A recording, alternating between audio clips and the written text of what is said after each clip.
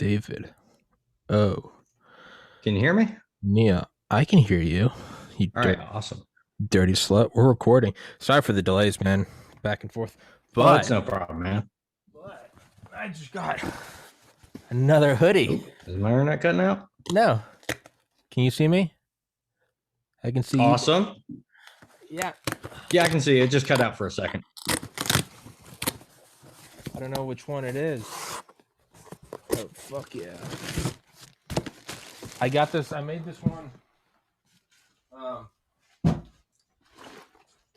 So the early particle accelerators, I forget how they did them, but it was some weird thing. It was like X-ray crystallography.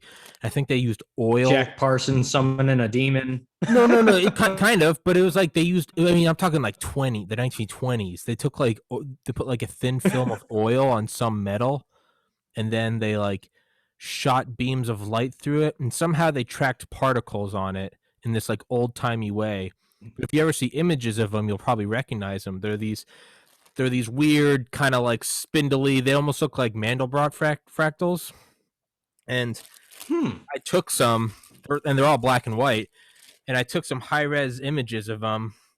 And oh wait, these are sweatpants. Whoops. But yeah, I put them on I put it over like blue, like a blue background, and turned it gold. And it's these are early images of particle accelerator experiments. I'm not sure why I did those, but then Hey, man, it sounds badass. and then not that we're doing a fucking show and tell, but I guess we are. I made this one 2 summers ago for a guy who never bought it.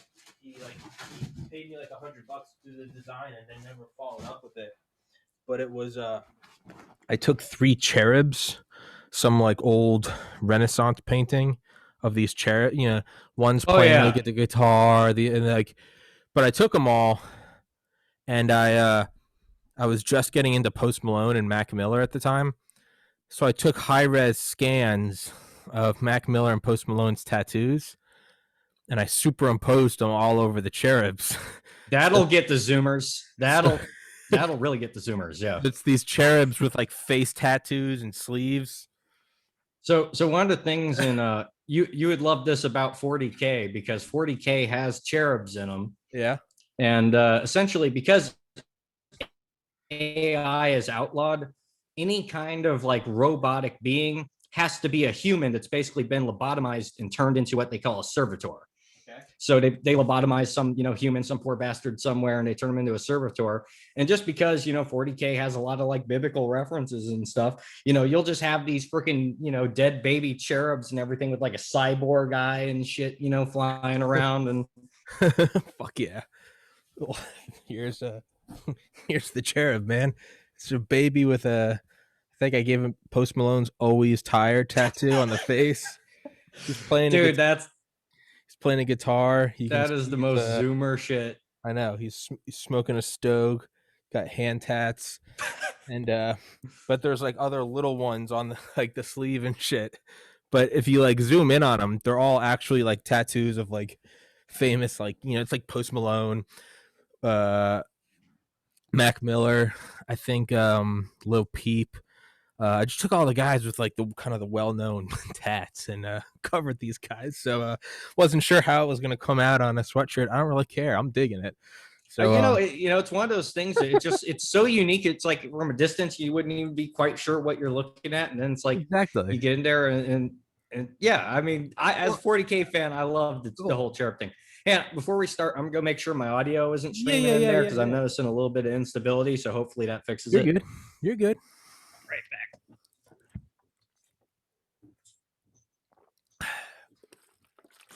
So everybody listen, this is my buddy David O'Neill. We've done a couple episodes now about the first one was Senior Executive Service, the SES, which I didn't know about, and the second one we did was about Bitcoin and Bolivia and lithium and shit. And David's back now, but yeah.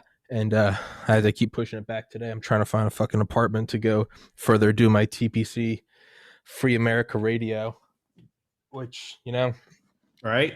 If censorship keeps going this way, man, maybe I'll go fucking shack up with Snowden and go do it from the Soviet Union or from Russia. Funny you mentioned that. Funny Oh you hell mentioned yeah, that. you got permanent record. Hell yeah. I used to, before I kept my hurricane shutters, mostly sealed most of the time, I used to just leave this in my door, in my windowsill for the Jehovah's Witnesses and whatnot to keep knocking on my door. And Dude, that's try to get the word out some way. That's a great book. Speaking of Ed Snowden, I did try to get him on. I never got a response. But yesterday or 2 days ago, I did email the Kremlin and asked if Mr. V. Putin would like to come on my podcast. Right. Well, I haven't gotten a response yet, but who knows? That one way to go about it. I know the three things I want to talk about today with you, mainly touching up on Claire's point about the wifeless men in China and how the one child policy has developed, all that. One of the things it's done is it's massively exploded the demand for human trafficking throughout Southeast Asia. It's very well documented, just underreported on for obvious reasons. Our one-sided media really doesn't like to talk about the war crimes of the Maoists. Maybe they'll talk about Cuomo a little bit. Maybe if Cuomo was doing it, they'd pick up on it.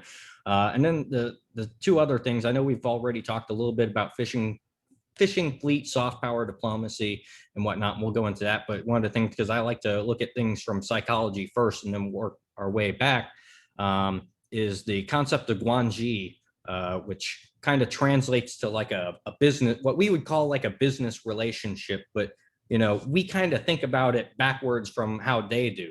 Here in the West, if you and I wanted to start a company, right, or we wanted to go into business, right, we're not going to be hanging out acting like best friends first, because we know the dangers there. We're going to be thinking, okay, let's get our lawyers involved. Let's get the contracts signed. Let's make sure our I's are dotted, our T's are crossed, and everything's good to go. And then we might go out and, we might have some drinks, we might party, we might go fishing and develop a personal relationship. Well, the Chinese work at it completely backwards. Guanji, their idea of building that relationship, going back to unrestricted warfare, right? I don't want to threaten you, because I know if I threaten you, you're going to call Dr. Dale. Dr. Dale's going to diagnose me with COVID. Next thing you know, I'm being put on the ventilator, right? Bad situation. The only way I can win is by making sure you never call Dale. Well, shrink that down to the business level, right? The last time I want to negotiate with you is when you've been up all night, you're thinking about how we're going into negotiations. You're thinking about what you don't want to concede. You're thinking about what you want to get out of me. You're going over all your strategy. And next thing you know, you're going to be there. You're going to have your lawyer who's, for all intents and purposes, that's Dale. I don't want him there either, watching your back. Ideally, from the Chinese mindset, we already have an understanding before we get to that point. And my goal is to make it so you and your family, you and your lawyer's family are so well paid off and so well taken care of that you never want to call Dale, right? That's basically the Chinese unrestricted warfare mentality. How do you spell that? It's about how can we develop those relationships? Guanji, Guanxi, I believe. Okay. I wasn't sure. At first, I thought you were saying 1G, like 5G, like 1G. I'm retarded. Yeah. No. Guanji. Okay, so their whole thing is is their whole thing that they get to know each other first and they won't want to do it, or is it the whole thing you line the pockets so well that they won't want to do it? And sorry if I'm interrupting you. I think we've got like a 2-second delay. Yeah. All right. Yeah, I think the internet's a little bit slow today. But it's kind of a little bit of both. This is why Chinese intelligence and Chinese business is so effective at elite captures. The fact that the average Chinese businessman is thinking more like an intelligence officer than the average intelligence officer and foreign policy elite in our own country. They're thinking about, how do I get you out on the fishing boat first? How do I get us out, drinking first? How do I get us out at the strip club first? To build up that relationship. We're two married men. We're going out to the strip club because I know you're not going to snitch on me because you'd be snitching on yourself. That's Guanxi. We're in bed together. That's what they're trying to establish before you even get to the negotiating table. So that way it's just a formality. We already have the understanding. We're just trying to make it clean at that point, because, if you go back to China has all these, unmarried men that need wives, and we got to put them out somewhere. Well, guess what? It's a lot cheaper for me to elevate your entire family and your cabinet's entire family to another tax bracket than it is for me to open a business there and raise your entire people to a new tax bracket, right? I don't want to do that. And so that's how the Chinese are so effective at, say, going into a country and, say, setting up a Chinese colony, right? Because then, if I'm paying you off so well that you don't care that I'm not hiring your people and helping them out, that's how I get those people in there and I get my foot in the door, right? And that goes right into, fishing fleet policy. Let's say you're running a country somewhere and I'm trying to figure out how I'm going to leverage you, right? Once again, going back, I can't threaten you with the military. I can't threaten you in any way that's going to make you call Dale. I've already lost if you call Dale, right? So what do I have to do? Well, it's a fishing fleet, right? If some fishing fleet's going to come in, and it would be a shame if your fishery got bottom trawled, right? And a bunch of, Chinese fishermen peasants started essentially starting up, as we talked before, like an illegal wood smuggling operation, whatnot. That would be unfortunate. And then you would call me up and you'd go, hey, man, what about these fishing fleets? That's kind of fucked up, man. Like, you going to do something about this? And of course, my response at that point would be like, well, it's so far away. I can't really regulate, Chinese fishermen in your waters because it's so far away. But maybe if I hooked you up with my Belt and Road port salesman, right? And we could work out like a payment plan of how you could get a port. And then once the port's there, we could open up a regulation office, and then I'd have people there, and we could work on regulating, the fishing fleets. And once I've got that foot in the door and I'm building a little Chinese colony port there, well, now all of a sudden I'm not really worried about, trying to wreck your fisheries and do a little, wood smuggling. That was just to, to lean on you a little bit to get you to come to me, right? That's just how we're getting this started. Now we can start talking about, now I can figure out who's in your cabinet that I got to buy off. How can I get the rest of the people paid off operations to drug smuggling and people trafficking? Last year there was a report sent to Congress. I believe it was human trafficking in the seafood supply chain, I think was the name of the report to Congress. But it's basically talking about how a lot of these fishing fleets, for example, as they come in, they're using, impressment, setting up these contracts, getting people onto these boats. And, what other way what's the best way to do human trafficking? Well, if you have this massive fleet of fishing boats that could cause a diplomatic incident, if you press on them too much, and you try to search these boats, well, the ones that are actually carrying out shady activity, those are going to be the better taken care of ships. They're going to get away faster. And then you have this, disposable fleet of other ships are going to try to blockade and protect the other ships to get away. And hell, if they have to sink one of those boats to cause an incident, if I can tie down your Coast Guard by sinking a couple fishing boats. Go ahead. Your internet's getting really choppy, just FYI. All right. Yeah. I was worried about that today. It seems a little bit less stable. Yeah. But if there's anything I, chopped up, missed out, let me know, and I'll come back to that. If I can, good. Keep going. So if, I sink a couple fishing boats or whatever, and all of a sudden you have to respond to, rescuing a bunch of Chinese fishermen or whatever, I can get those other boats out away. And, that's one way that you can protect, say, your smuggling operation or your illicit operations. And when you think about that kind of mindset from the business aspect of how the average Chinese businessman is thinking more like an intelligence asset, well, then think about the fact that, how liquid it is. I know we talked about this briefly before, how easy it is for China to put intelligence into a company. Okay. Like, we know, for example, if we're looking at a US embassy somewhere, we know it's looking after United States political interests in the region. And so we don't know who the CIA officers are, but we know they exist there. We know there's some intelligence officers that are working there. Well, the same way, if we see a Chinese business running somewhere, we know there are CCP officials somewhere in that business. There has to be, in order to do business with China. You got to have those officials. And if that business is in any way doing something that the Chinese consider strategically relevant, well, guess what? One of those CCP officials is probably an intelligence officer. And what's the intelligence officer doing? Well, he's looking for Hunter. Where's Hunter, right? if I'm trying to get if I'm the Chinese businessman, right, and I'm trying to get you out on a fishing boat, we're sipping Tsingtao, right, I'm trying butter you up and making deals with you while we're half tipsy and everything, and you're not thinking about the strategy, you're not thinking all business. That's where I'm trying to get you. But let's say you only bring your family on that fishing trip that have their shit together, right? And I'm just kind of stuck with that. Well, the intel officer is like, well, Tommy, he has a son named Hunter, and Hunter likes to party, right? That's the kind of avenue that they're always looking for. And that's why the Chinese elite capture strategy is so effective, is because essentially every Chinese business is running like an intelligence agency.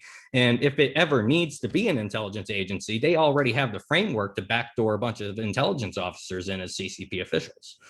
And so that's how we see Chinese fishing boat diplomacy going throughout, Southeast Asia, off the coast of Africa. It's even happening in South America. And, I remember at one point off the coast of Argentina, they had a boat that was in such poor condition. It was trying to make a turn to get away from an inspection. And I think it capsized or broke apart. Once again, all of a sudden, if you're trying to catch a smuggler or whatever, and you have a bunch of Chinese fishermen that can't swim very well in the water, what are you going to do? Are you going to risk a diplomatic incident, going after the smugglers, or and let a bunch of Chinese fishermen drown? Or are you going to drop what you're doing and you're going to go rescue all the Chinese fishermen, right? So it kind of plays out. And that's how Chinese soft power can really lean on countries. And guess what? If you take a Chinese fishing fleet and you go into Mozambique, or you go into a potential conflict zone and you bottom trawl out their fisheries and you completely destroy the fishing community there, well, now you have a bunch of pissed off young men that they can't make a living doing the most basic line of work that you can never take from them, short of really fucking things over for them.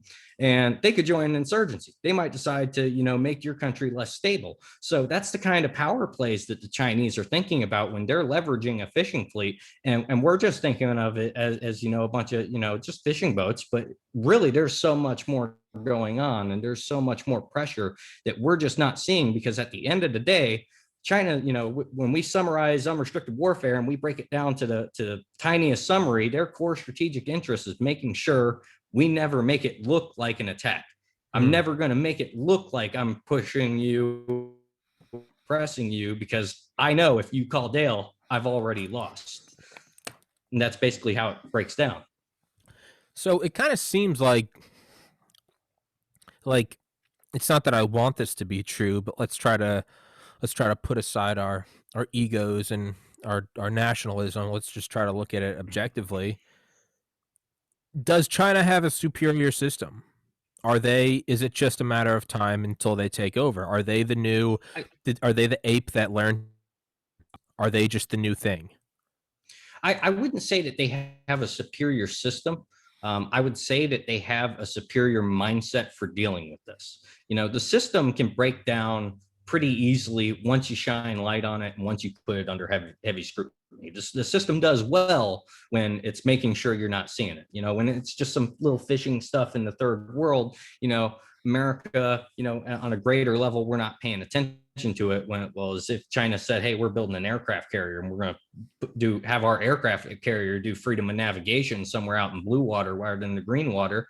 That's the kind of mindset that they're trying to avoid, is trying to make us think of it like a military engagement or anything like that. And that's just why they're so effective, is because at the end of the day, and Guanxi isn't, it's not an exclusively Chinese concept. You go to Ukraine, you go to Romania, you go to any country that has had a system of oppression for so long that you instinctively know it's about greasing the wheels. It's not about what it's who you know. And so it's just that the Chinese are so, they've been dealing with that for so long that they are thinking about that. They're, when they're trying to get you out on the fishing boat, or they're trying to get you out to the strip club and they're trying to negotiate with you out there, they're trying to make you feel, comfortable, when really that's the negotiating phase. For them, that's mindset of, they're in the mindset of, hey, I've got the lawyer, I've got the strategy, I'm trying to figure out what your vices are, I'm trying to figure out, how I can butter your bread in a way that'll get you to lean this way. So before we even get to the negotiating room, while as in the West, it's just that mindset of, this is fair play. It kind of goes back to the, how many Westerners really know how to haggle anymore, right? when you look at like the foreign policy elite, these academics that, if they've been to a third world country, they've probably been in the, the 5-star hotel. A lot of these people have never had to haggle before in their lives. And the Chinese are 100% aware of that. That's, when you think about like the ethical eunuch and how they like to set up the emperor as this person that needs to be taken care of, the long fingernails so that they can't wipe their own asshole kind of thing. They're kind of that mindset where, hey, if we can, really take care of this elite class of academics that don't know how to haggle, we can keep them in a situation where they never feel like they have to haggle. If they're out on a boat having some drinks or whatever, or they're, partying with you and that's where the deals are being made, they're never going to be in that adversarial mindset that you and I would be in. If we sit down at a boardroom somewhere and we've got our lawyers there, that's like a little adversarial engagement. Yeah, we're not, getting ready to fight and go to blows or anything, but what you wanted a deal. I know what I wanted a deal. I know what I'd like to get you to concede to. We all know what we want and we're going to be pushing for it. And the entire Chinese mindset is, how do we make sure you never even get to that mindset? How do we make sure that you never even feel this in engagement? We want you to feel comfortable. We want your guard down. And, we want it to be, friendship first, and then everything else is just a formality. Friendship, Guanji, right? And that's essentially what it comes down to. It's not a superior system. It's just a superior mindset because we're not thinking in the same way they do. We're coming at everything completely backwards. Okay. So instead of doing the weigh-in at a UFC and Joe Rogan's there at the microphone and we're getting up in each other's face and, putting heads against each other, instead you're coming up to me and you're just, instead it's like we're both in sweatpants playing Xbox and you're just talking to me and talking to me and talking to me. I'm not in this whole, like, I'm dehydrated, I'm in my briefs, I've got my gloves on. It's you're meeting Mike Tyson on an Xbox server instead of in the ring. Okay. Exactly. I don't want and that's unrestricted warfare. You don't want to fight them in the ring where they're ready for it. You want because they know that they off guard the whole time. They still know that they can't take us. It's going to be interesting if in 50 years we see them drop the whole facade of Wanji and economic warfare and not asking the way to the Emperor's Cauldron. If all of a sudden they drop the facade, if they build up. Well, they already have. You think they have? They're already doing that. When we look at the recent diplomatic meeting with Blinken and whatnot, what did it translate that they were saying? That we do not believe that America has the qualification to speak from a position of strength. They're already at that mindset where it's like, guess what? Most of the people running the show anymore are, these purple-haired academic kids that have never had to haggle for anything in their life. The older folks that are there that know what's up, they're either retired or they're so well taken care of that, it's cheaper for the Chinese to, make things, really nice for that whole class of people than it is to uplift the entire American people, right? Goes right back to that. How do we get that Chinese colony of workers? And how do we make you feel so well taken care of that you will sell your country out without calling Dale? And if you ever think about calling Dale, well, how do I make Dale feel so comfortable that he would rather me let in a bunch of Chinese and set up a Chinese colony than have to, say, pay and hire a bunch of American locals? That's what it always kind of comes back to. It's that same mindset. It just kind of depends on what level of the dial you're at. Motherfucker. David, keep talking. I got to go pee. I drank a ton of water before this podcast. All right. Yeah. So some of the things that we'll just talk about, go back into the briefly how the empty branches, your wifeless men that will never have a chance of finding a wife in China, how that fuels the essentially the human trafficking and how we're going to see probably fishing boat diplomacy fuel that. It's very well documented when we look at, Myanmar, Burma is a really good example where you'll see a lot of cases of this and keep in mind that when it comes to human trafficking, the worst cases are the ones that we don't hear about. A lot of times the most common way that these women get recruited, obviously they're tricked thinking, hey, this, I'm going to get a job. It'll be in hospitality or whatever. I'll be working at a hotel or a restaurant.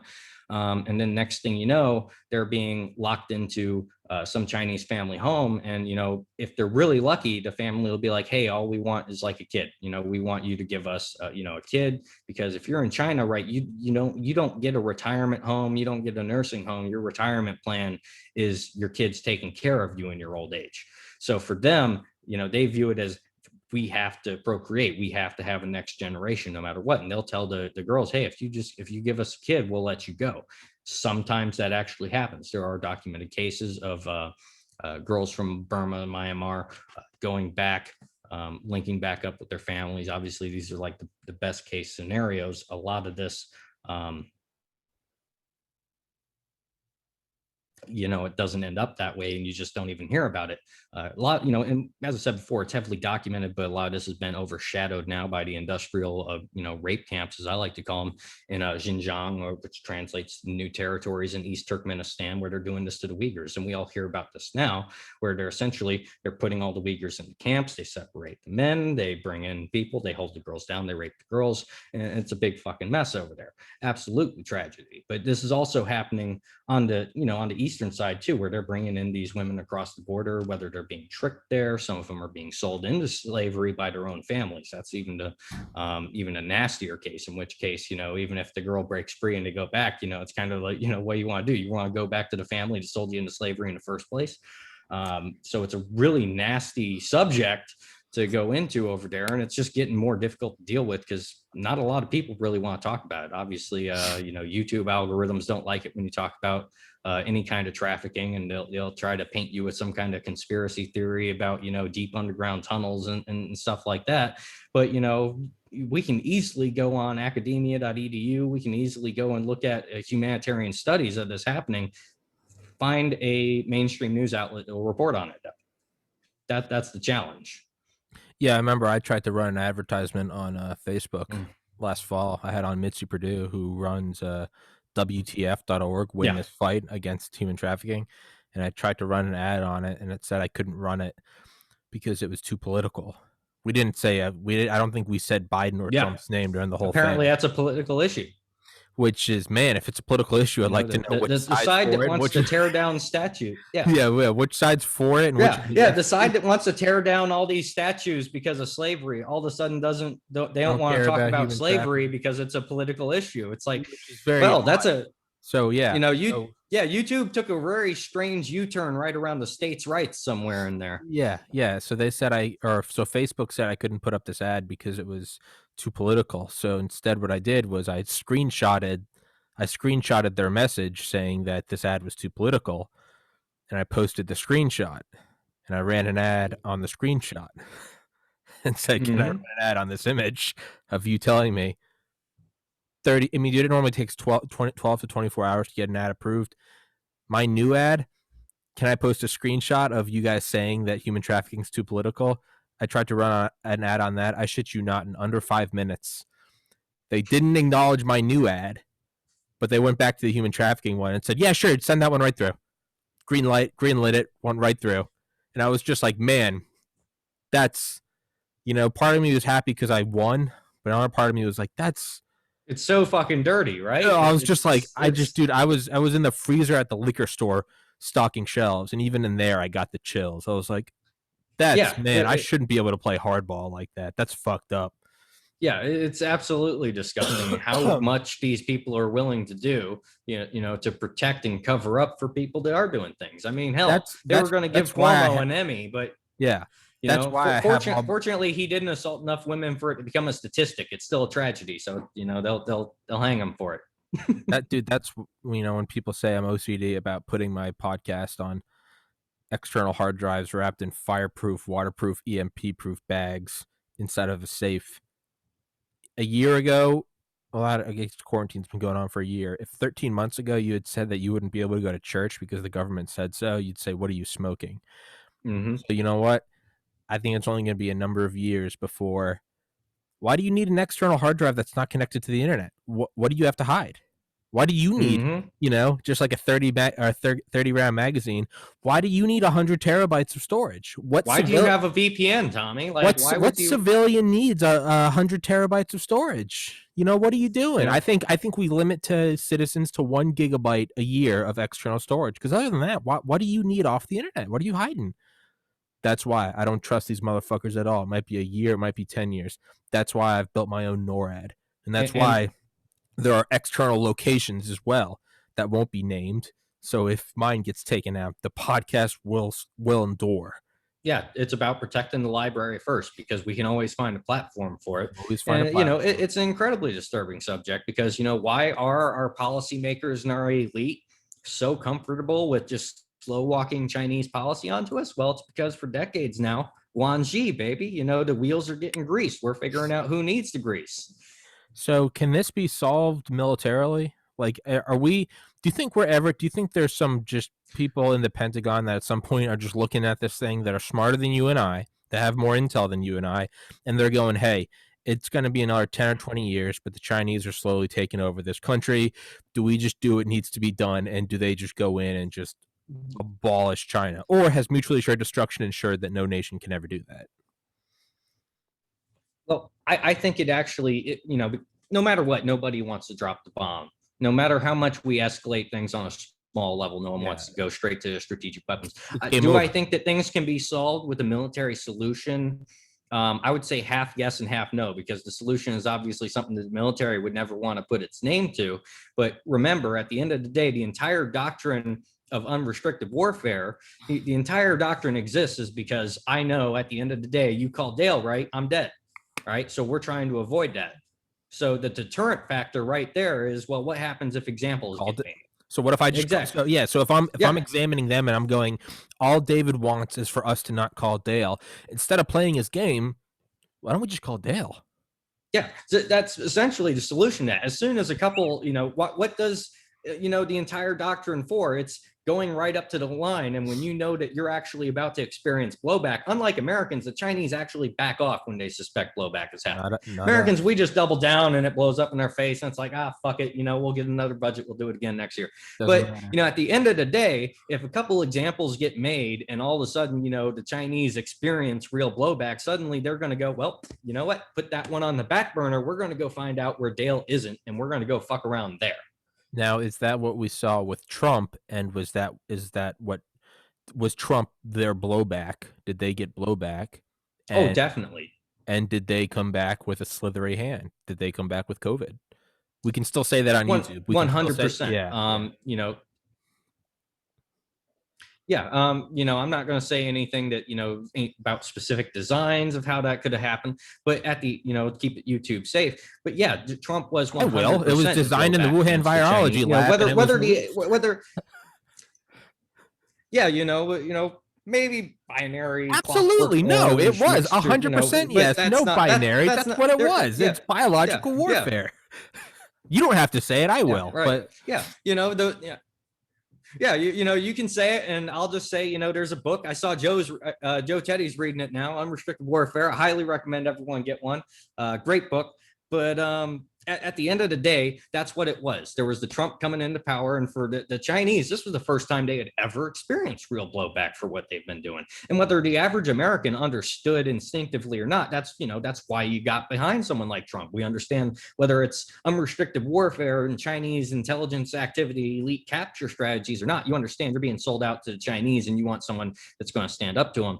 And, you know, the only issue is that Trump didn't have an intuitive understanding of just how well elite capture strategy has played out in the United States intelligence community. And that's essentially why they were able to pull something so dirty in front of the entire American people to get someone in that, you know, the Chinese establishment controls, the compromised intel establishment controls. And, you know, at the end of the day, they're willing to, you know, despite the whole Hunter Biden and everything, they'd rather have someone that they control in there rather than having Trump in there, because at the end of the day, Guanxi, you know, for decades now, the Chinese have been figuring out, well, guess what?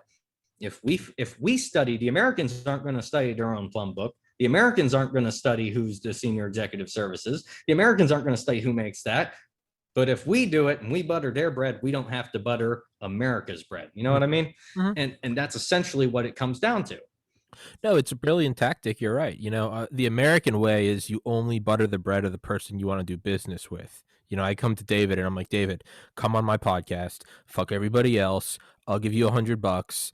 And that's kind of been the American tactic forever. And more often than not, you find someone that's like, yeah, your podcast sounds cool and I could use $100, man, but I'm fucking over my family and friends. And what you're saying is okay, just butter David and butter up his brothers and sisters and parents, And then, that's enough that they're all like, yeah, fuck it. Yeah, we're good. Don't worry about everybody else. Originally you're like, you're going to screw over my parents and you're going to screw over my whole It's cheaper in the hometown. long run. It is. No, and it's brilliant. You have to respect it for what it is. However, I saw an article last night and I had never heard of the term until you told it to me, was the blob, BLOB, which, if I can recall correctly, that is the senior executive service / deep state / unelected elite / that's it, right? Same thing. Yeah, correct? it's the it's going back to the Jesuits who would educate the Habsburgs, understanding that if you control, and that's where Obama started to term what we call the blob is because obviously he came in with kind of this leftist populist message, right? He's coming in, hope, change, and all this crap. Regardless of whether or not he actually means it, he gets surrounded by the blob, and the blob makes sure that the only thing he hears, or whether it's opinions from the right or the left, it's opinions that the blob approves from. So you're never going to go outside that Hegelian dialectic. And that is exactly what the senior executive service exists to do. Going back to President Carter, is how do we create this blob that can control the policy and can create, it's meant to be an echo chamber, essentially. What does Hegelian dialectic mean? Okay, so basically going back to it, what I was saying on the last podcast. Okay, you have your, it's your controlled opposition and making sure that you have two choices and both those choices are ones you like. So going back to whether it's here or in South America, right? We're going to bring in this rhino, this person that says that they're right wing, but they're really going to give you socialism light, and their job is to be the good cop, to be the gentle hand and everything, but to give you just enough socialism so that the youth want more, and that the older folks aren't happy with that. And so when you're no longer happy with the right hand here, well, the left hand path comes in, and the left hand path is full on communism, full on red terror. And the entire purpose of that is to just get you so scared, to get you so reactionary to that you either go with them full down the road to communism, or you happily welcome back your controlled opposition, your Republican rhino, or whoever that may be in your country. So the idea is you never really had the choice. The Republican was always a Democrat. He just ran as a Republican because he knew he was in a Republican district, and if he says, hey, we're trying to make infrastructure, we're trying to build roads, right? We're trying to do stimulus. That's not social. It's socialism, but it's not socialism, right? But they're still selling you the same thing. And okay. That's essentially, that Hegelian dialectic. And that's how our senior executive service, or the blob, tends to run things. They're going to come in and they're going to give you what sounds like two different options, but really it's going to be the same option. It's going to be approved, at the same level for the same policy. It's just, how do you want to dress it up? Okay. So it's 2 steps forward, 1 step forward. Exactly. You might think you have another option. You don't have another option. Okay. So, yeah, I had never heard that term before, the blob. So I saw an article last night and it was it wasn't anti-Biden. You can't really find those. No, you can. That's putting my head in the sand. No, you can find those. But it was an article saying the Biden blob, and it was saying it was run on a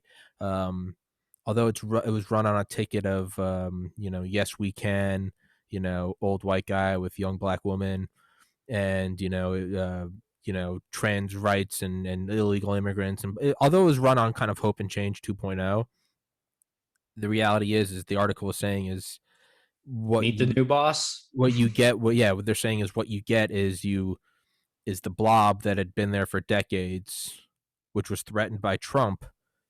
We kicked Trump out, but now we have the blob again. And it's kind of, it's the opposition to the blob. They just had to paint. It was Orange Man. It was Orange Mean Man who made mean tweets, and stupid Orange Man. Very easy to kick out Orange Man. Orange Man bad, blob good. National security experts good. Well, not even that. Not even that. Because not even that. It's so much as they intelligently, and again, you got to respect your enemy. They intelligently wove it as Orange Man bad, Biden hope and change and progress good, but in reality, that was blob. Yeah, and if you listen to a lot of think tanks that I do, they openly say this. As I said the last time, I think you were, I was monologuing at this point, but like I listen to Center for Strategic International Studies. I listen to Brookings Institute and their little lawfare group, the Council on Foreign Relations, and specifically, I like to listen to Brookings people because they're so fucking arrogant that they say the quiet part out loud sometimes, and so they're kind of fun to listen to. But yeah, if you listen to them throughout the entire campaign, they were all, kind of softly critiquing Bernie. And it's like, well, Bernie's all right, but he doesn't have the expertise or the experience, and they always like to use that one. But essentially, the entire campaign was like a party of like, we're coming back, baby, we're coming back. Just wait, America's about to be back. We're going to be back into power, and it's all the same Obama admin people that had just gone into lawfare, that had gone into Brookings, and they're just sitting there. Brookings for them, it's not a job; it's just a waiting room for when they're back in the the policy position. Yeah, put me in, coach. I'm just over here chilling. Put me in, coach. I got it.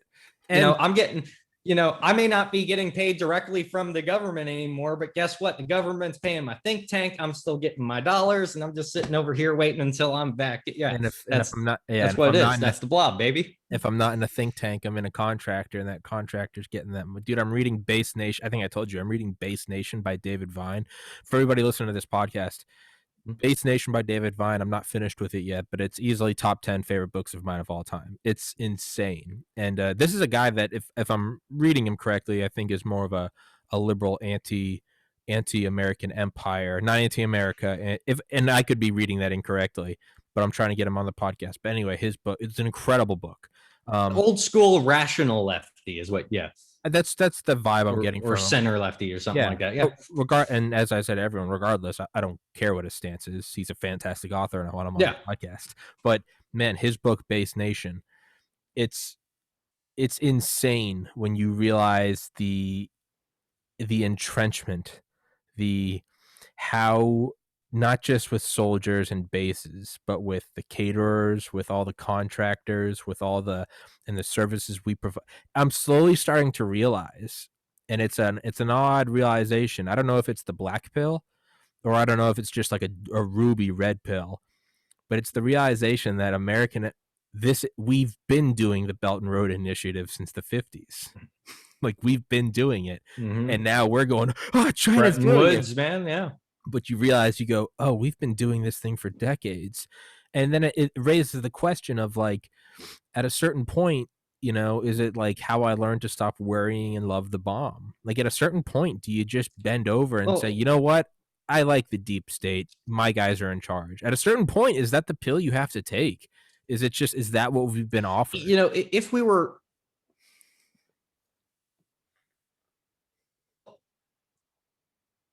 that would be the pill that gets us back on track. Because the problem that exists right now, that why we're being outcompeted by the Chinese, is at the end of the day, when we started doing our Belt and Road, right, we knew what we were doing. We knew why we were doing it. The problem is the people that have inherited that believe all of our own propaganda. And so when they show up and and they're trying to make a deal, and they're saying fuck history, man, it's about progress now. Just sign the dotted line. We're doing progress. It's because they literally believe our own propaganda after all these years. And, combine that with the lefty propaganda that's just getting shoved in there. And they just think it's a given. They think that the institutions are never going to go anywhere because they inherited the institutions. Meanwhile, the Chinese are still young and hungry. They're just getting started with their Belt and Road project. They've got, Chinese intel officers and CCP officials in every little business that's taking part in that Belt and Road project. And they're not fooling themselves for 1 second. They know what the goal is. They know what they're trying to do. And whether, they're not going to call it unrestricted war, looking to make a personal relationship first and then turn it into business. They're looking for your Hunter Biden and your family. They're looking to, that's what they're looking to do. And they're not going to pretend it's anything different. They might to your face, but in their mind, they are 100% certain on what they're doing. Meanwhile, the closest thing we have to 100% certain is some uneducated, fruit from Brookings is 100% certain that pushing navalny in Russia is pro-democracy, liberal democracy, and all that. They're 100% certain that, and anyone that goes against that's on the wrong side of history. That's the only thing they're certain about, and that's why they fail, and that's why Belt and Road is succeeding. Yeah, there's this there's this article on Reddit, and I've been permabanned from Reddit for a while. I actually managed to slither in an account about a month ago, and haven't been IP banned yet. But on my desktop computer near my kitchen, which is where my fat ass goes every time I eat, I go sit and vegetate in front of the screen. It's one of my accounts that it's been banned, but it's still like logged in. If I log out, I know I lose it. I'm just logged in because I'm still subbed to all of the subreddits I like. So like, although I can't use it, and every time I log in, there's like a like an inch wide red banner across the entire top of the screen that says you've been permanently suspended, and it's just like, all right, whatever. That's my Jewish star. I still go on that account every day just because all of my favorite subreddits, they're all curated. So it's just like, okay, I can't participate, but I can still watch. That being said, it's whenever I go to the search bar, there's a long convoluted way to say every time I go to the search bar and type in R for Reddit, it goes to like the last article that I was able to comment on for whatever reason. It's just like the internet history. And it's been like 4 months, 5 months, but it's this article on our politics, and it says Noam Chomsky thinks that Trump is the worst criminal in human history. And of course, it's got like 100 trillion upvotes. It's got like 70 trillion awards, and it's just a bunch of yes queen and white man bad and hope change progress. But if you go in and look at the top comment, which of course are just, you can predict them all, this is why this is correct. The very top comment is saying, whereas, and I shit you not, you can go in and you can go find the article. Whereas Hitler and Stalin killed an untold number of people, they were doing it as a means to an end. They had a goal. Whereas Trump, by removing us from the Paris Accords, his end goal is to kill all of humanity. So whereas Hitler and Stalin did kill a lot of people, at least they did have a finish line that once they got to, they weren't going to do any more. Whereas Trump knows no. And I'm reading this, and the Overton window has shifted so much that you're not allowed to go, hey, I know Mao, Stalin, and Hitler killed 1/10 of a billion people in less than a century. I get it. But here's why they weren't actually that bad. The Overton window has shifted so much. Now you could argue, has it actually shifted? Is it all curated? Are there bots, fake upvotes, fake awards to make it appear as if the minority is the majority and vice versa, which is why on Reddit you have to sort by controversial. It's the only time you can get any sort of normal opinion, or less politically incorrect opinion. But the point is of me saying that is like, you can see how things are shifting to within, to where it's been going on for at least my whole life, to where we've been conditioned that white man, American man, bad. It's genius. And so by what the opposition. you just mentioned goes back to the first talk we had. Mm-hmm. So, what I said in the first talk and what you just said, Trump pulling us out of the Paris Accord is basically him declaring war on humanity. Well, right back to the first talk we did, when I was talking about how essentially in our senior executive service and at the foreign policy elite level, how are people selected for advancement? Well, it's whether or not you believe that. 100% you have to believe that, because in order for us to peacefully sell out our country to China, you have to believe that if we have go into Thucydides' trap and we have a conflict, you are killing the entire world. And that the only peaceful solution is to sell us out to China and facilitate the peaceful rise of China. So that is 100% it. When the foreign policy community, when the institutional policy elites say, hey, pulling us out of the Paris Accord, Trump doing this is him declaring war on all of humanity. It's him saying he's going to get everyone killed. That right there, they're telling you straight up, that is the framework which they see foreign policy and how America needs to be going. That is 100% the Kissinger Department of Energy school of thought being broadcasted and told to you straight to your face. Yeah. So, we can't have a country anymore. I'm sorry. If we have a conflict with China, it's over. So you got to give yours up. Now, where was the concern of Thucydides' trap throughout the entire Cold War? Well, I mean, no one gave a shit. Instead, it was we need to meet them on every front. Well, it was more or less, Thucydides trap was kind of existed, but didn't become popularized. It was more about the domino, theory there, the domino effect. Okay. Vietnam's going to fall to communism. And next thing you know, Mhm. everyone's going to fall to communism. Mhm. And, that was kind of the bullshit, even though, there's nothing of strategic value other than heroin, of course, in Southeast Asia for us to be fighting over dirt for over there. But guess what? If we have dead bodies fighting over dirt in rice fields over there, that's cavities we can be stuffing heroin in. So going back to white star sapphires and whatnot. But that's the old school play there. But it was more about domino theory than necessarily Thucydides trap. But that mindset did somewhat exist, and that's why say our version of Belt and Road was so effective, is because we understood, hey, we can't necessarily start a shooting war business in all these countries and we're bribing them and we fully understand what we're doing. Not like today where it's just you have a bunch of young punks that have kind of inherited these institutions and believe their own propaganda. Back then we were setting up a Belt and Road so that we could confront the Soviets without going kinetic. So maybe was the world more stable when the Soviet Union existed, but still could offer a significant counterpunch to the US? Was the world more did the world we've talked about this on our first episode was does having two powers going at each other, does that sort of act as almost a chariot in which humanity can ride technological progression at a faster rate than just having one alone, right? If you just have one Well, I government contractor versus setting up two, think Los Alamos, San Diego, pit them against each other. Sorry, I know I'm talking in one long breath, but we have this delay, so I gotta just punch in my thought real quick.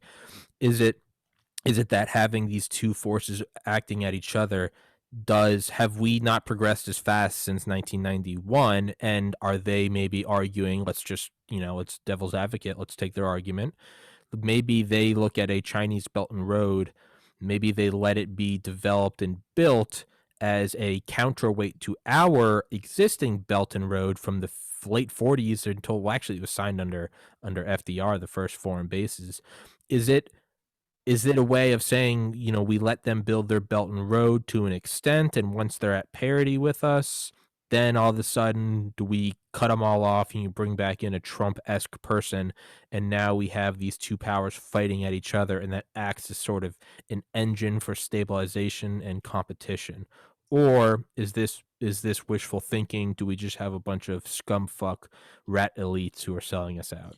Well, as I said previously, the strategy of definitely leading them into Africa and encouraging them to build some things that they're not in our backyard. For example, I would never encourage this strategy in South America because it's in our hemisphere, and I kind of like the 1823 Monroe Doctrine to a certain extent, Mhm. especially in a realm of hypersonic nukes. I don't want near strategic peer competitive threats possibly putting containers of missiles or whatever just south of the border or something like that. But at the end of the day, going back and looking things at the grand strategic geopolitical level, multipolarity is always going to be more stable than a bipolar system. If we have a bipolar system with two opposites that hate each other, it's just going to be proxy conflicts and domino theory, right? Everyone's going to worried, well, if this, one's going to flip, this one's going to flip. And so you end up with all these proxy conflicts.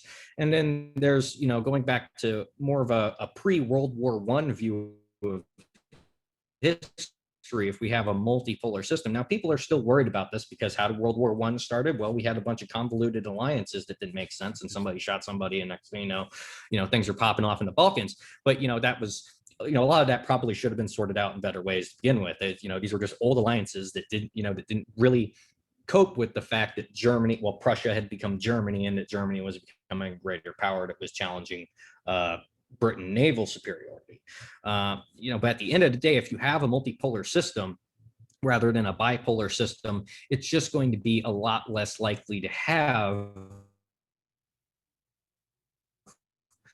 the constant funding and proxy in between two other superpowers, and they're going to be more incentivized to be essentially a neutral mediating factor. This was the original idea of how the European Union got off the ground, going back to guys like Oswald Mosley.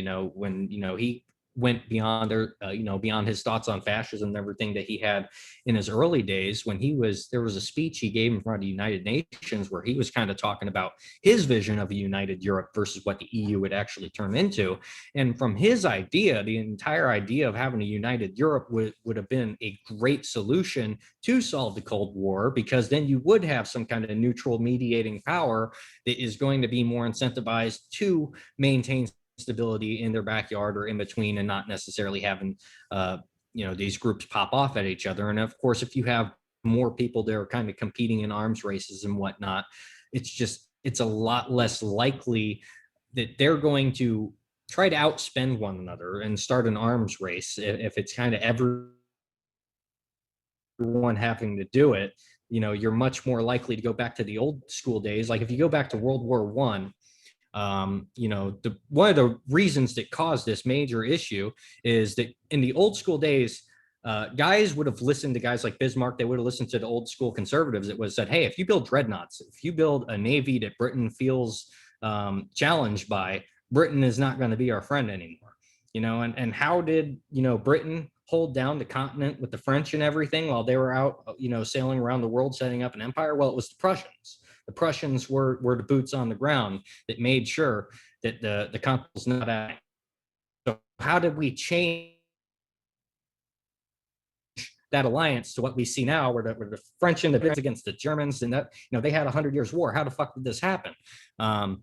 Wilhelm was the grandson of Queen Victoria. How the fuck did this whole clusterfuck happen? Well, it's because once the old school conservatives like Bismarck were thrown out and people started listening to guys like Admiral Tirpitz, well, you ask an admiral, hey, you want a bigger navy? Fuck yeah, I want a bigger navy. Of course I want a bigger navy. I want dreadnoughts like the British have. And the old leadership would have said, if we build dreadnoughts, we're challenging the British and it's going to fuck up everything. But those old school guys that understood this were out of the way. And, guys like Wilhelm II, guys like Tirpitz were just thinking, well, Wilhelm grew up grandson of Victoria. Wilhelm grew up seeing how the British Empire was and how the British Navy was. And he wasn't thinking of it as we're going to challenge the British. He was just thinking, well, that's how empires are supposed to run. I want a navy just like, my family has a navy over here. And not understanding that to the realists, you are challenging them. And that is how we get, say Ukraine crisis or anything else. We have this coddled elite that inherited these institutions, didn't build them, doesn't know what it takes to build them, doesn't know what other people are going to view as a threat. And next thing you know, Russia's popping off and saying, no, we're serious. You're the ones fucking around. It's that exact same mindset. It's realism versus idealism. And the we lose and the Chinese win at the end of the day is because they're still operating from the mindset of realism, while as the guys that are calling our shots are operating from the mindset of idealism. You've got my mind turning. And that's how multipolarity versus bipolarity tends to work. And yeah, I'm gonna pee again. David, keep talking.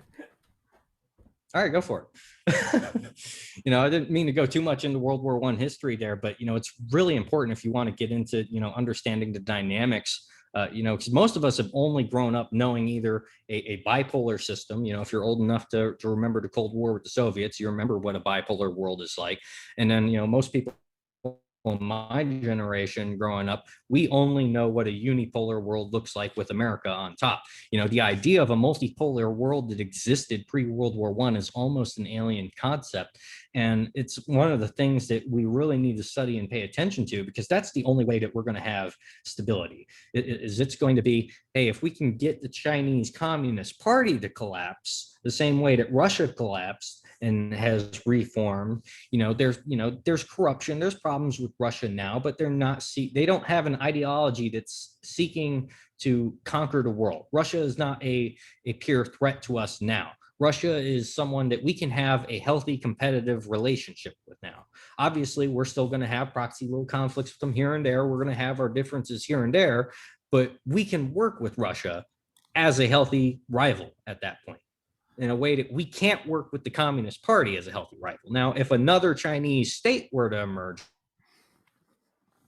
there, obviously we're going to have competition. Even if we're in Israel, for example, we have a lot of competitive interests that don't align with Israel's interests, and we're always having to, work around those. But we can work around those because we have close enough ideological frameworks that we can get away with it. And that's really the only way that we can build a more stable system, is if we have a multipolar world full of great powers that all do kind of operate from the same system. If you have two great powers, if you have Russia and China that are up from the mindset of a realist, and then you have America that's just operating from an idealistic standpoint, you're going to have conflict, just because the idealists aren't going to believe the realists when the realists say don't cross this line. So let's zoom out, go to the 30,000-foot view. What if, hear me out, what if the elite are looking at the world, let's say global warming, for whatever you believe in it or not, whether you think it's man-made or not, whether you think it's solar or not, whatever, the temperatures are increasing, that's an objective fact. Let's say they're looking at this thing and they're like, no amount, even if we did a global Manhattan Project with every nation on Earth, we couldn't reverse climate change. Let's say there's some think tank that just shows like, hey man, this thing's done by 2040, well, by 2050, it's done. This thing's cooked. They're looking at, well, let's flee the planet, and either maybe they wait until the sea rises and it kills all of humanity, and then they can come back down as the Earth kind of heals itself, or maybe they're looking at an offshore, or they're looking at a Mars outpost, or perhaps maybe even like an Elysium type thing where it's orbiting Earth. So let's look at this. So what do they need? Let's say that they're looking at this. It's it can't be changed and can't be fixed. Even if they did want to work with us plebeians, they couldn't do it. So they're looking at, well, what do we need? We need rocket technology. We need space technology. Now, we could do a full Manhattan Project and say we must have dominance in space. That's one way to jack ahead to rocket technology, getting it's a lower pound per, or lower dollar per pound to orbit. But what if they're looking at it and they're like, what's an even faster way? Like what got us to the moon, right? Rocket technology. Why were they so scared of Sputnik? Not because it was a sphere that beeped, but because that sphere beeping could be a nose cone with a warhead that could come right down on DC from across the world. So what if they're looking at it as, we need a new formidable enemy, and we're going to pit the United States at China and vice versa. And what they're going to do is the new, Mr. President, we cannot have a mine shaft gap, or, a bomber gap or a missile gap. What if they want China to get more powerful so that we can have a Sputnik 2.0 moment, where all of a sudden we have some Chinese thing where all of a sudden it's China's orbiting 300, whatever their equivalent of Marines are. They have a 300 soldier orbiter. We have our Sputnik moment where we go, America's kicks in into high gear. We got to develop Space Force. All of a sudden, Space Force is getting $200 billion a year. And what you do is you pit these two nations at each other, hyper accelerate their ability to create spacefaring technology. Right? It's gonna blossom in every field, not just how to get to space, but how to how to deal with microgravity, bone density loss, muscle tissue loss, extraplanetary and extrasolar radiation, just the whole spiel of how to be able to survive in space. It's going to turn to Outposts on the moon. It's going to be like For All Mankind, the TV show, which I haven't watched, but what if that's the idea, is that we've got 29 years till this thing's tanked. The quickest way for us, the elites, to get to the moon is to slow down our rise for 20 years. Let's say they figured this out 20 years ago. Slow down America's rise for 20 years. Let China catch up. And right when China kind of starts to get parity, maybe around 2025, we stop holding back America and we let China and America go back at it. And they're going to make a century of spacefaring gains in 20 years. And then around 2045, we have all the technology, and then us, and we'll take some elites from China and we eat out of here, and we drink adrenochrome from a chalice and sacrifice it to Moloch and watch Earth collapse from orbit. Or is that, did I go way too deep? The main case, I think the main case that I would make against that is that at the end of the day, when we look at what the secret space program Yeah, what is the secret space program budget that we have now? Well, we know it's basically unlimited. We look at what they're putting out for people now. It's money printer go burr, right? Mm-hmm. We're running the fiat currency until it runs out anyway. So it's not like going back to 9/11 and everything due to the war on terror. It's like you if you want to build some program where you're just going to take it into high gear, the infrastructure already exists to do all this outside of the public eye. It's already there. You don't necessarily need to give China that chance to catch up, to create that atmosphere. As a matter of fact, I would argue it's better that you don't, because once you allow that to happen, the average American is starting to think geopolitically. They're starting to think about threats to them, and they're starting to think about, well, what do I do if I get nuked, and how do I get out of here? If that was my goal. Right, go ahead. Sorry, I held my finger up, not to be a douche, but just because we have the delay. But what if, I'll let you run in a second, but what if the idea is, no, let China rise so that every worker in these secret space programs, they come to work every day with the same sort of oomph as they did when they thought the Soviets were going to nuke us from orbit any second. The idea is you make the thing, you get a little extra oomph that money can't provide. You get the true, oh fuck, the Chi-Coms are coming from orbit. Go on. It's possible, but there's a lot of threats that that you could, behind closed doors and stuff like that. There's a lot of things that you could bring up, biological threats, and you don't necessarily need a peer competitor to say that's that we got these terrorists out there. They might be building dirty bombs. There's CRISPR technology. You don't necessarily need that, and I would argue it's better that you don't, because if that was my goal, if I'm trying to get a breakaway civilization out of here, my entire goal is to keep everyone panicked. If it was up to me, I would just be like, let's never talk about China. Let's never talk about terrorism. Let's bread and circuses. Let's let Americans be fat, dumb, never hear anything about it. And meanwhile, you're just going through like the bad dude from Moonraker, just going through basically lists of, academic students and whatnot, just going, I want this guy. I want this guy. I want this guy. I want this guy. And then what we can do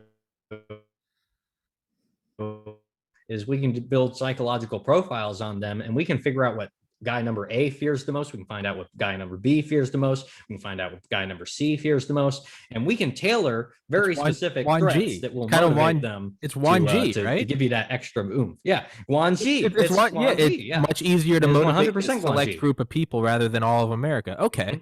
All right. And that's, once again, this is why Americans are failing, is because we don't understand the mindset of Guanxi. Unless you're thinking about it that way, we don't think about it that way. But the Chinese, even if you're not an intelligence officer, the average Chinese businessman is thinking about it that way. He might not know it in terms of intelligence nomenclature, but he knows Guanxi.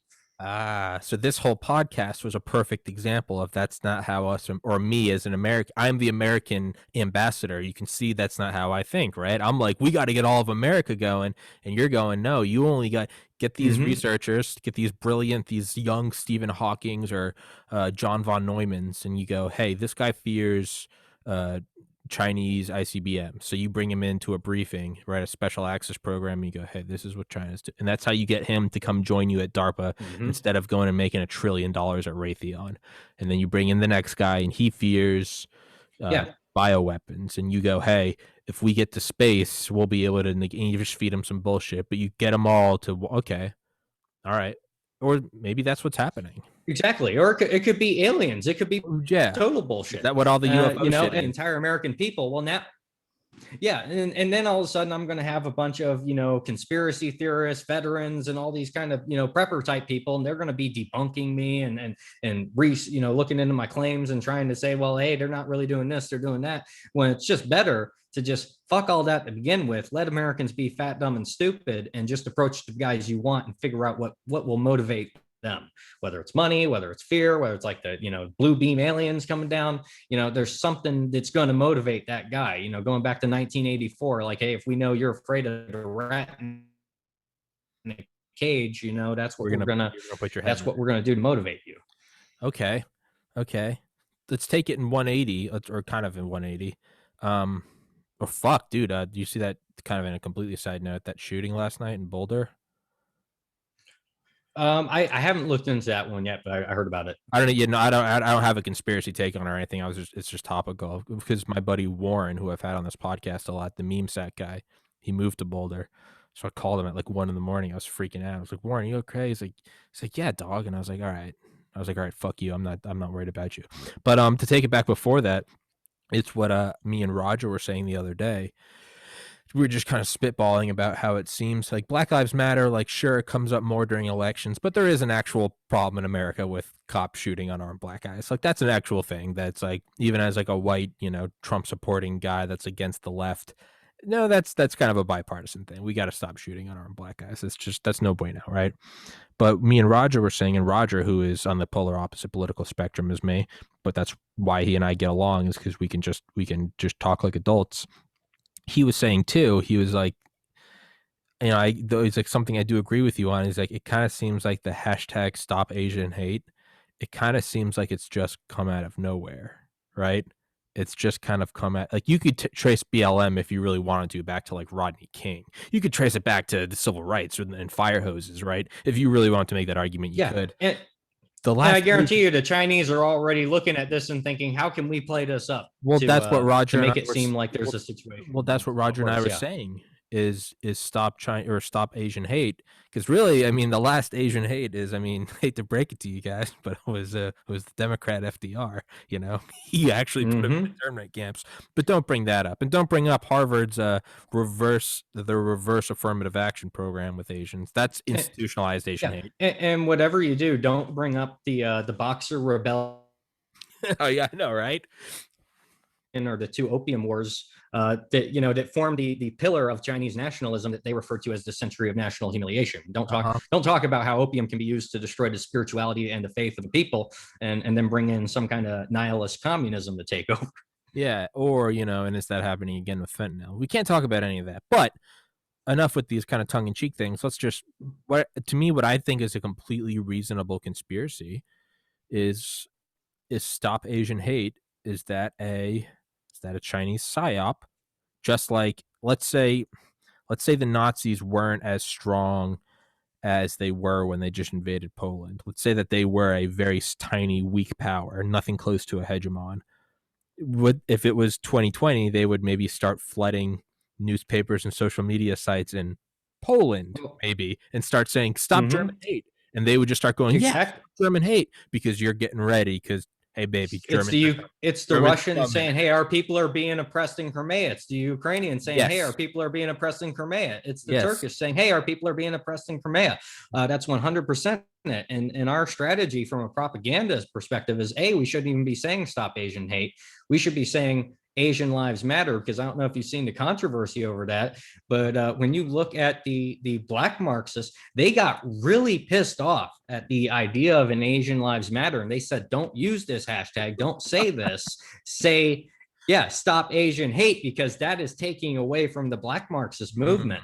And so the smartest thing we should just jump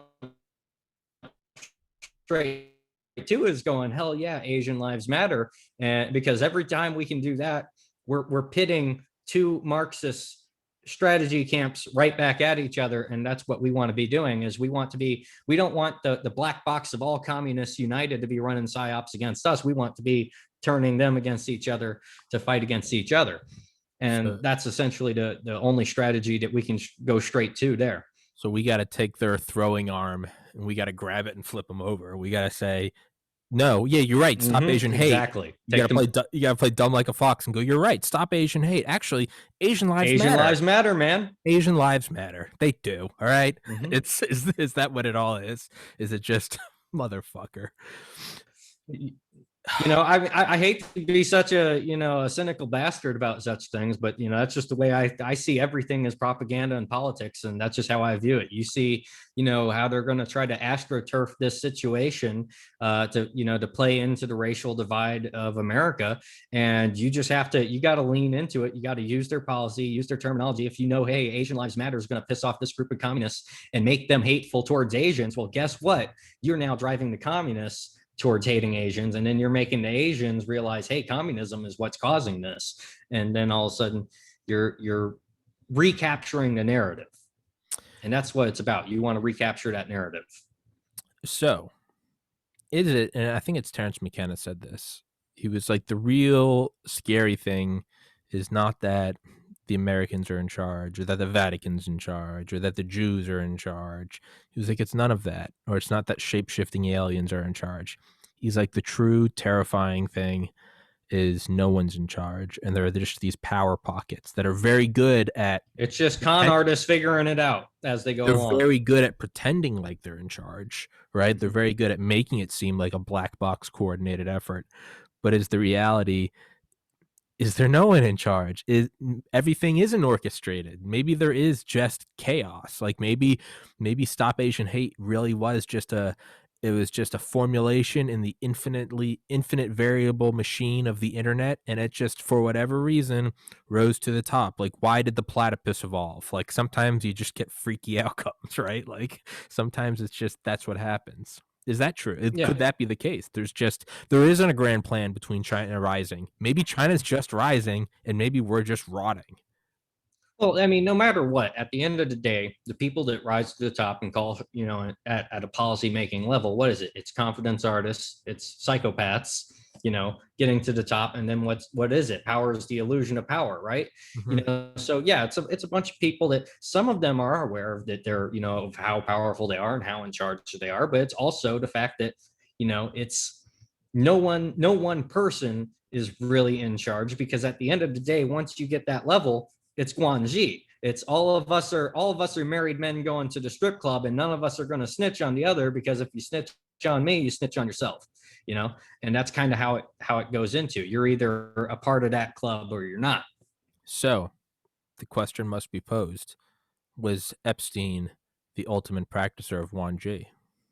Well, I would say Ghislaine. No, normally when you're studying this, it's Or normally Epstein, the theme. Ghislaine, yeah. Yeah, it's normally the, whether it's Islamic terrorists, whether it's Chinese Fang Fang or whatever. Normally, the intelligence officer is actually the female that's Okay. operating Well, in that yeah. country or whatever. That's handling assets and whatnot. But yeah, essentially it is that, it is 100%. Hey, if I can get Hunter Biden or whoever, with blackmail material, that's Guanji too. Guanji is either, hey, us on a fishing boat, drinking some Tsingtao, and we're coming up with the soft version of policy before we go in with our lawyers to just, do the little formality. Or it is 100% getting blackmail so that, I know we're in bed together now. I know we have Guanji because I've got you on tape, you've got me on tape, we've all got each other on tape, and no one's going to do shit because you snitch on me, you snitch on yourself, and that's Guanji. Mm-hmm. Yeah, so yeah, I don't want to get caught up in, is it Epstein, is it Ghislaine, is it whoever? It's whatever is the idea, and not to deflect, not to say like let's not focus on them, but just for the sake of the conversation, is it the concept of using pedophilia on an island? Is that the ultimate Wanji? Yeah. Because you and I go into the strip club, that's there's not, okay, let's say you have a crisis of conscience and you tell your wife, like, you and I really aren't in bed, like, who knows, maybe my wife forgives me, maybe she says fuck you, she's gone, but whatever. Man, if you're on an island doing just unspeakable acts, truly just like biblical Well, shit. it's about slow walking you to that point, right? And at the end of the day, why do you want to get to the point where it's killing David, or whatever, doing some awful shit? Oh, okay. Well, You're back. let me know when I'm coming again. All right. So the idea is walking you to get to that point, because I know once I get you to the point where, say, you're going to whack a kid, right? You're going to take the kid out. There's nothing you won't do to protect the cause. You're 100% committed at that point.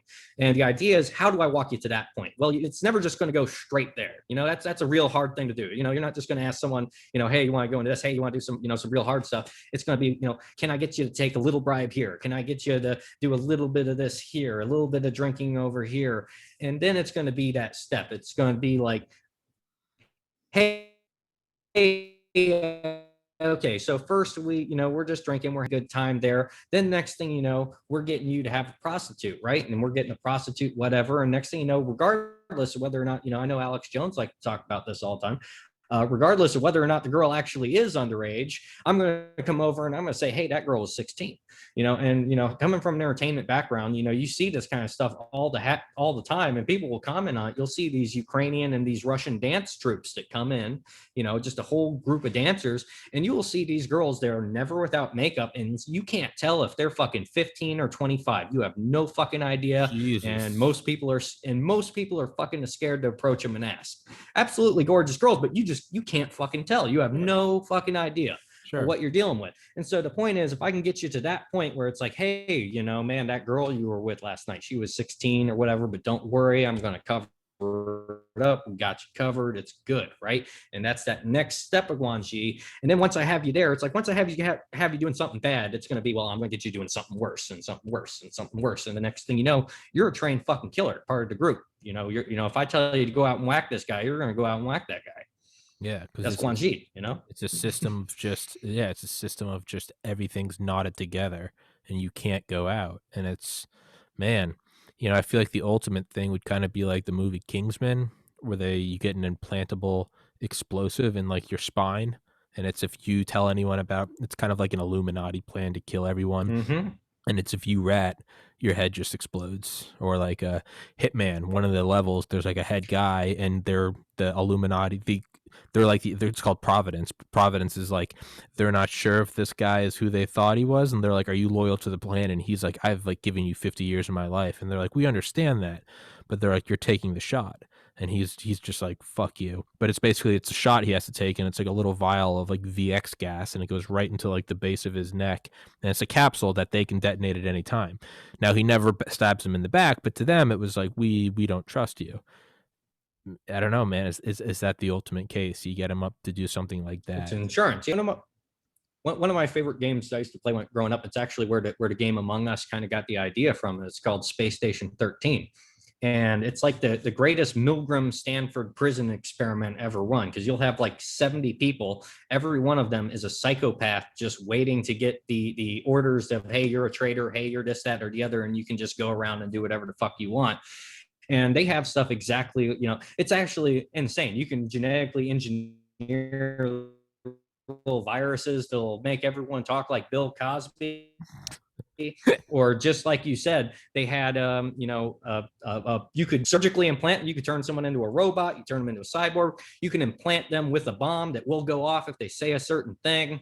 Really absurd, over the top stuff like that. It's just not as, it's one of those things. Among Us is this streamlined game that any kid can pick up and play. You got to like read, hours worth of wiki to play Space Station 13 proficiently, because of how technical and all the shit you can do. But yeah, it's 100%, at the top level is 100%. I don't, just the same way that we're going to start a business relationship, and we're not going to fuck around and bullshit until we know the contract is signed and ironclad in the West, not from a Guanxi mindset, but because we know the paper power of the contract is enough to hold us in line. Well, when you get into like super shady, dark shit like that, obviously we can't put that on paper. Mm-hmm. Obviously the only insurance I have is if something happens, you're dead, I'm dead. If someone fucks up, dead as fuck. There's no other way about it. So yeah, bomb in the neck, however you want to say it, that is going to be the ultimate deal. There's no way around that. That's the ultimate security clearances. Boom, I press this button, you're dead. Okay, you fuck up, you're dead. There's no other way around it. Yeah, yeah. It kind of seems, isn't it, with the SR-71 Blackbird, to be a pilot, you had to be married, and I think you had to have at least one kid.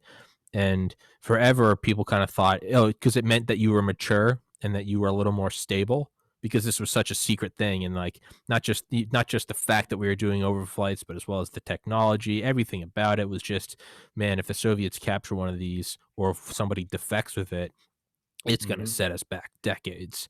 Their whole thing was, to be a pilot, you had to have a wife and at least one kid. And a lot of people collateral. Well, a lot of people misconceive it as, it means they're stable and mature. No, it meant that your wife and your kid are here, back home. You're not all sneaking out on some red-eye flight to the Soviet Union. When you're going on a flight, we know where your wife and kid are. They're on the base. We have them. You're coming back with that plane. It's dark. and anyone that's studied, say medieval history or understands how nobility think, this is, it's a the concept of nobility is so alien to the American mind, just because we think it's, the only place in American society it really exists is at an unspoken level at the country club or in the military, for example, officers. That's the closest thing we have to nobility, and we don't really think about it like that. But that's what it was back in the day. Nobility was you got to have collateral. You're going to send your kid over here with me for a while because, if you do anything wrong, I'm going to kill your kid, right? It's why did Rommel commit suicide when he got implicated in the plot to kill Hitler? Yeah. Well, guess what? If Rommel doesn't off himself, we're killing your family. Yeah. And that's essentially what it is. You have to have that level of collateral or you're not in the game, and into this, does it mean you're more stable? Yeah. The same way they want to be looking at your finances and saying, hey, this guy doesn't have a gambling problem. He doesn't have cash flow problems. So he's not going to be susceptible to, a quick and easy bribe. He's got a wife and kid here, so we know if he goes and does anything, we're on his fucking family, and that's the mindset. And we don't think about it just because the average American never will think about hostage diplomacy. But if you go and you study medieval history and you study, what nobility did, hostage diplomacy, that's like 101. You better learn how that works. Man, maybe that's why we don't hear about, like what was it, Gary McKinnon, who broke into a computer in the United Kingdom, I think in the late 2000s or early 2010s, and allegedly hacked into it. No, I think he did hack into like the U.S. Defense Network, and I think he went to jail for that. Now, what he found allegedly was proof of a program called Solar Warden, which is all about the U.S.'s secret space fleet. And apparently we don't have shuttles. We just have full on like space destroyers, and we're protecting the solar system more realistically. You probably just have a hand up on the Tricoms and the Soviets. Maybe that's why we don't hear about that shit, is because they're so airtight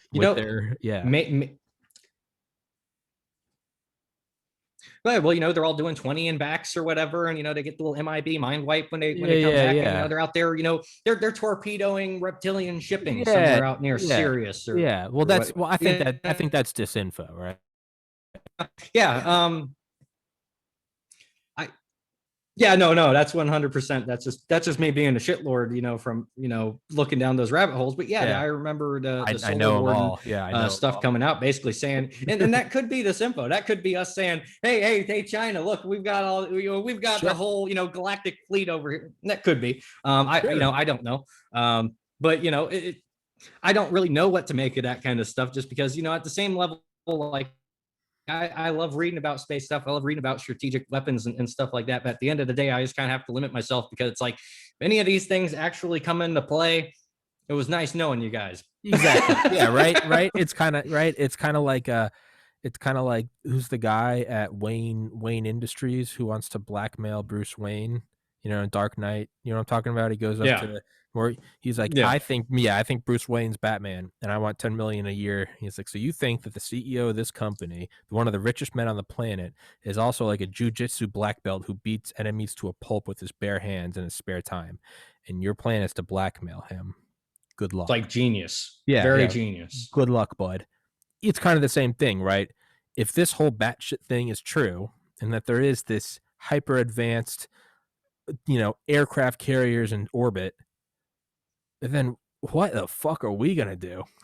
It's kind of like it's over. It was never started. Or is it tiers of disinfo, right? That's the whole Corey Good, David Wilcock thing. Yeah, I was teleported to the moon, and I had to go serve for 20 years, and we're fighting aliens, and then they put you back in time and age regress you. To me, that sounds like some disinfo you'd sprinkle over a real program. Maybe it's not Solar Warden. Yeah. Maybe we have the equivalent of like a fleet of like shuttle 2.0s that we don't know about. And it's disinfo. So if you hear about those and you go, yeah, those are the time traveling guys from the moon, you go, okay, you're high. Is there a second tier of disinfo on there? And we do have a fleet of maybe 10 shuttles, but in case China finds out about the big disinfo for the general populace is the 20 and back. The next level disinfo is for China. They find out about our 10 space shuttles, and they think that we have mile-long craft out on Jupiter, right? Maybe there's tiers to it. Maybe none of it fucking exists at all. It's all a mind fuck, and it's just We're in the dome, you know. yeah, it's just yeah. Maybe it's just to drain the tricoms. Maybe that's it. You know, it's like the idea of what benefit would faking a moon landing do? Well, it drains the Soviet Union's bank account. I mean, fuck, it just starts Yeah. spiraling. That's exactly why I focus so much on wanting to crack, say, the DOE black budget, black energy programs there. Because at the end of the day, for me, like I would love to know what's going on at that level. But for me, I view that's the 100-yard target. I know the DOE black energy programs, that's the 25 target. And I know if I can crack that, we're going to get more about the other stuff. Yeah. So that's the way I tend to focus on it, is because, like you, I love a lot of this stuff and I'll jump into all the conspiracy rabbit holes, but at a certain point, it's like you're analyzing disinfo. You're going through here and you're like, okay, so we're putting this out to fuck with these guys over here, fuck with these guys over here. And it's really hard to know what the hell is real at that, when you're looking into that.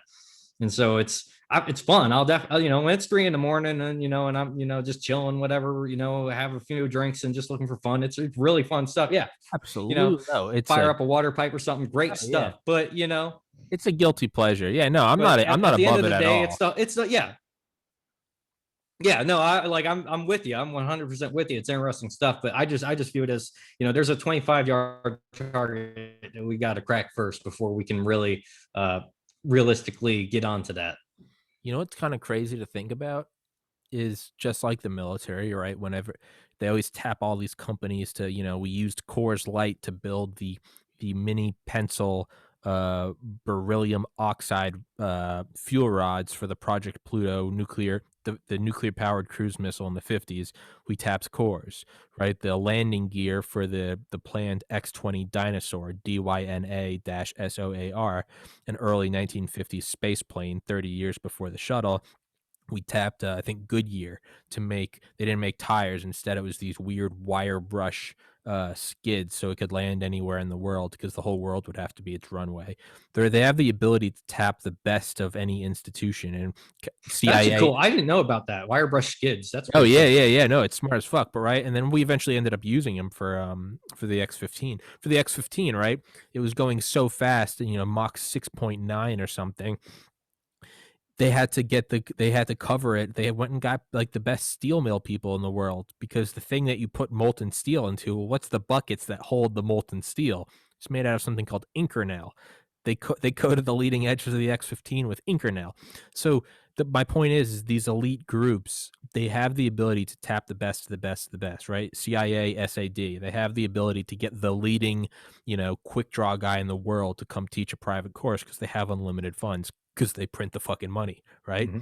So if you want to make disinfo, I say all of that to say everything they do is just the Olympic team.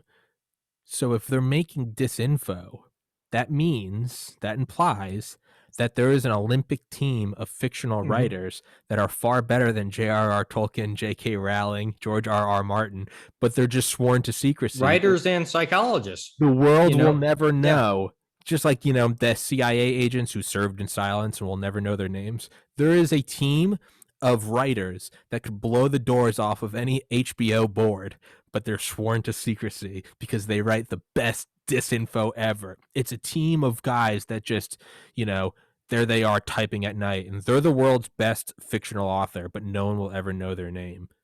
Better than Harry Potter, but they wrote the Bob Lazar story. And they're going to be working with psychologists and marketing experts, and they're going to be going around and they're going to be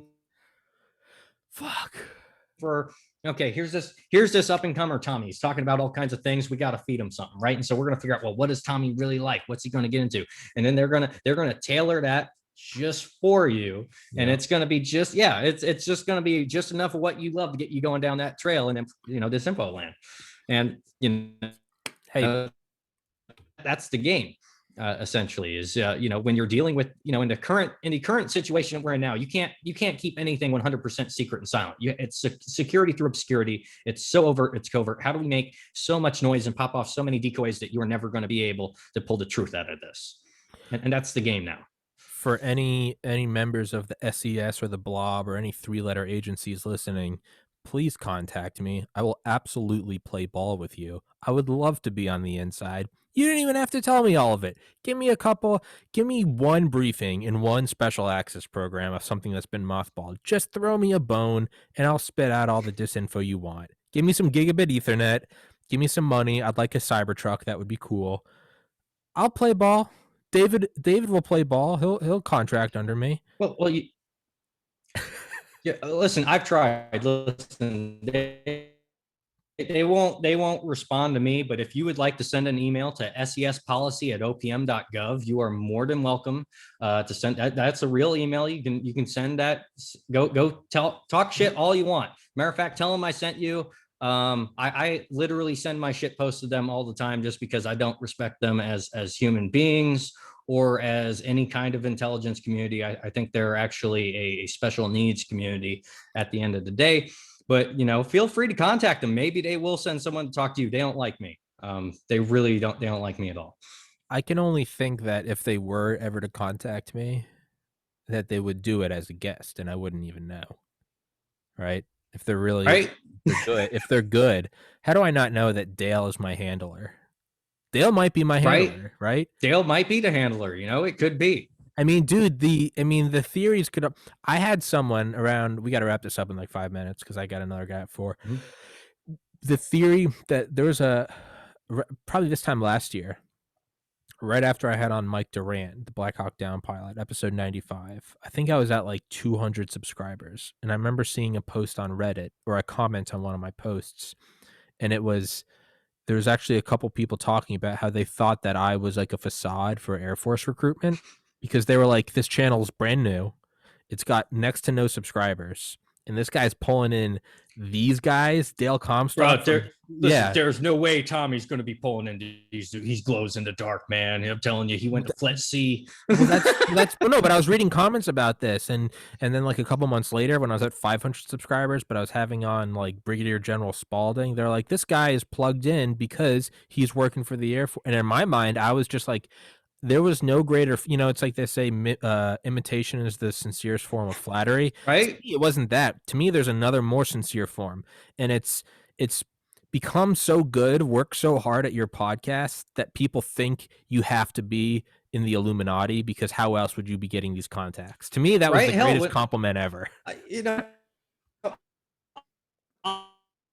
Be perfectly honest, when I looked through all the people you were getting, I'm like, shit, this guy might as well be freaking CIA or something up somebody. there. He might as well be sending shit post directly to sespolicy@opm.gov. So like, if I think you glow in the dark, that encourages me. I want to go talk with that guy. yeah, but that's, to me, there's no greater compliment than when I hear people say, no, he's plugged in with someone, because how else would a channel that small get that many yes? To me, I'm like, that is the most flattering thing that people go. It's kind of like that meme, and it's like shows the pyramids, and it's like, don't just succeed, work so hard that the only logical explanation for your work is aliens. It's just the pyramids. It's just like outperforms so well that it's like, dude, saying, yeah, that's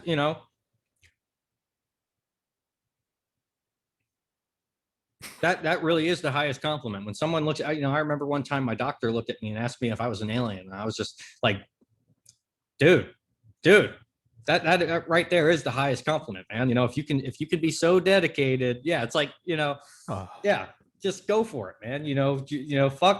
Fuck being afraid of what some people, are saying on the internet. Like, especially because, all the people that are like, man, that guy's a fed, man. This guy glows in the dark, man. It's like, guess what? Those are the people you want to be talking to anyway, because those are the guys that are screwing you over. Why don't you want to get up in their face? Yeah, go engage. Yeah. Fuck it. Yeah, it's like people that go engage. Yeah. Yeah, people that say Elon Musk is an alien.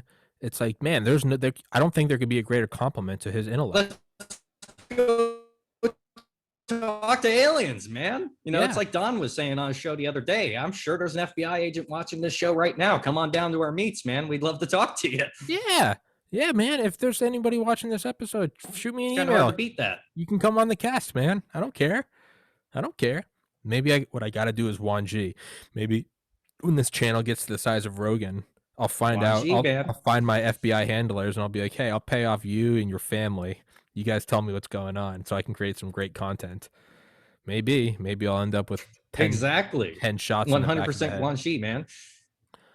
Fuck, dude. It happens this day to the DEA. There are a lot of people because the DEA confiscated so much money from the Silk Road, the drug dealing operation. That there are drug dealers out there that have incredibly high bounties just for information on anyone that was connected to those cases, and they want to find those people. And I don't know if their intention is to have a conversation with them, but they definitely want some guanxi with those people. Jesus, man. It's well for anybody. And then part of me wonders, do I say, no, I'm not part of the Air Force, but thank you for the compliment? Or is the smart thing to do, do I entertain that? Do I entertain it? Do I increase the lore? I always entertain it. Whenever someone accuses me of glowing in the dark, I say, please contact my handlers at sespolicy@opm.gov and tell them how I'm doing. Yeah, maybe that's what I should do, is when people comment that stuff, I'll delete the comments or I'll shadow ban them. Just make them just think. To encourage their paranoia, right? Because you'll know they'll post 10 somewhere else once you do that. Yes. And that's just, there's no such thing as bad PR, right? There's, man. Well, God, the guests I'm having over the course of the next, I can't, who, but I can't tell my listeners. There's someone coming in by June 1st. I'm having on a guest that, I can only imagine is going to make it seem like I have a contact in the deep state.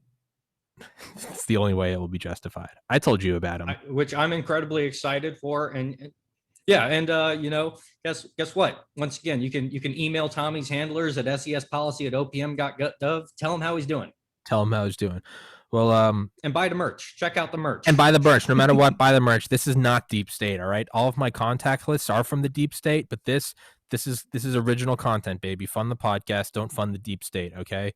Buy the merch. Merch will be MK Ultra can't create that on its own. That's all Tommy. You can't. This is crazier than any CIA psyops you can do.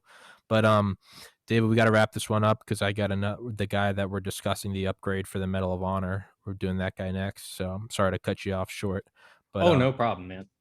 Let's wrap this bitch up. I'll text you later when it's up. Let's definitely do another one. And yeah, as for now, let's wrap this bitch up because looking forward to it, Tommy. Have a good one. You too, my man. Take care. David O'Neill, everybody. Stay safe, everybody. God bless. David, I'll text you, my man.